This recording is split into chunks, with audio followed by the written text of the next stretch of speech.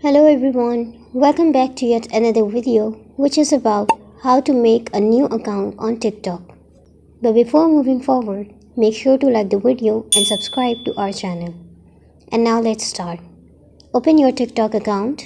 Now tap on the profile icon on bottom right corner of your screen and then tap on the three dash menu icon on top right corner of your screen. Go to the settings and privacy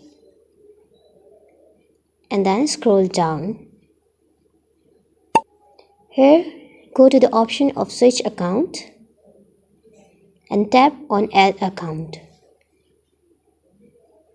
Now select the option that suits you. I'm going with the first option, email.